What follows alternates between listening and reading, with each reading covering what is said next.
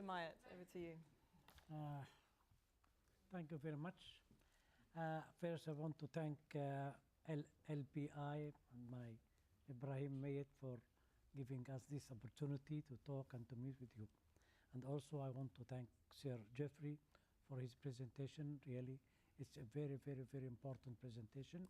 And the paper that he wrote here in front of us is very, very precious one.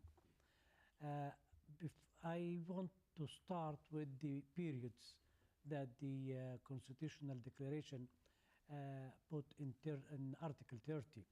I think that the periods he stated there is not practical because I don't think that the National Congress, National General Congress can do anything within 8 months.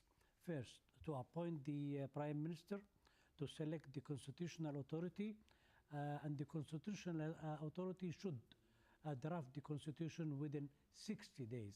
That is impossible for that period to make a good constitution and to put it for a referendum by the Libyan people. The Libyan people should make that referendum within 30 days. I mean, this is a joke. No one can really, we need to study that constitution very carefully and to look at it and to make our meetings and remarks. But in 30 days, that is impossible. It means there's something quick, and it's not the right way how to do a constitution like that. This is one. Number two, considering the role of women in the Constitution, I think that Article 4 or 5 of the Constitution made it very clear that the family is the foundation of society and will be protected by the state. The state will also safeguard and encourage marriage and will ensure the protection of motherhood, childhood, and old age. The state shall take care of children, youth, and the handicapped. There is no express text to protect the woman itself. The only thing that he made in Article 6, that Libyans shall be equal before the law. Of course, Libyan means women and men. They shall enjoy equal civil and political rights as well as equal opportunities. There will be no discrimination amongst them because of religion, belief, language, wealth, gender, kinship, political opinion, or social status, as well as with regard to tribal, regional, or family affiliations. So this is the only things, the only two articles that has been put in the declaration. But this is a very tacit tacit expression for the equality between men and women. The third thing, which is the very controversial article, is the application of the Sharia, which is the fundamental source of the laws or the legislation, which says the principal source of legislation will be the Islamic law. It's very, I think it's very dangerous one here. It should not be the principal source. It could be a source in the legislation, but not the principal, because the modern life is different from 1,000 years ago. We have a new life every day, new laws, new inventions, we have to meet those requirements. We cannot say no, because I believe, I'm not a very expert in the Sharia, but I don't think that Sharia has covered everything in this world. So I think this article is a little bit, or this provision is a little bit unpractical. Thank you very much.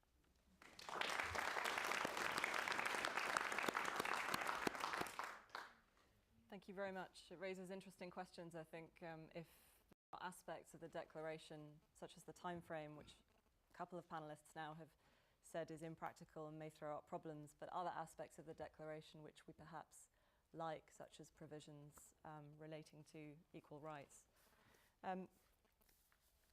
Dr. Najim, I wonder if you would give us your thoughts. Thank you. Well, the question of constitution was introduced by Saif about 3 years ago when he tried to pave the ground for himself to take over. So he did set up a committee whereby a constitution was studied and discussed and so on. But Saif, but everyone else, including tonight's paper, they forgot that Libya did have a constitution in 1951, which the professor, I think, if I'm right, you did not visit because you did visit the Iraqi, the Tunisian. Is it? Oh, okay. I'm sorry then. I withdraw this. So there was a constitution which lots of us who happen to think that constitution is needed, that why can't we just adopt that constitution with a few amendments introduced to it. But more importantly, in Libya there is no culture of democracy or culture of constitution. People do not know about constitution. And also I would risk and say people sometimes they don't really care whether they need a constitution or not. The priorities are not, certainly constitution is not on the top of the list. I know we talk to so many enlightened and educated people and so on, and these are the kind of things they discuss because it is politically correct to talk about these kind of things. But when you get down to the layman, this is the least of their concern. And also, since they know that there was a constitution and Gaddafi, he treaded on and he threw in the bin and no one objected to that. But this does not mean that we should not really have a constitution. And also, I do remind people that we live in a country, Britain, which does not have a written constitution, even though it's the oldest democracy. However, having said this, there are problems which we have not addressed or we need to address. And also, we need to be careful. The question of minorities, whom they don't like to be called minorities, but they need to be addressed. You know, the Berber, the Tibu, the Tuareg, and to a lesser extent the Jews, the Libyan Jews, who will ask for the right of return. And how are we going to accommodate this? Is this going to be part of, is this going to be the diversity that we wish for, or are we going to allocate spaces for them and we call them minorities even though they don't like it? So this is an issue that we need to look at. The issue which is now talked about in the east of Libya, and Benghazi in particular, which is the subject of federalism. People that don't really understand what federalism is all about. In order to federalize, you need to be divided. So federalism is supposed to bring you together, but yet they still talk about it, and they think it's a constitutional right and it should be embedded in the constitution. So there is a great deal need to be done without risking dividing the nation. The other concern is the judiciary. The judiciary cannot be left, or it has to be left to the Islamic clerical establishment if the Sharia is going to be the only prime source of legislation. So this is something that needs to be looked at carefully.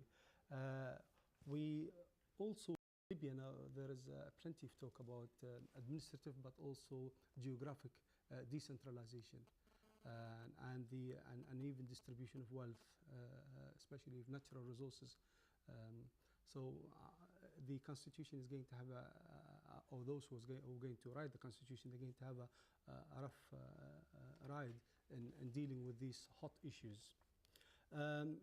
More importantly, how can we water down the language, but also the complexity of constitution to laymen? Because if we need to engage people, as the professor said, that you had a TV program whereby you were talking to people, and we need to do something similar in Libya, but we need to make the language simpler and try to appeal to as many people as possible in order to engage them, but also to tell them the importance and the need of constitution. And constitution must be upheld and tell them all about the separation of power. Thank you very much.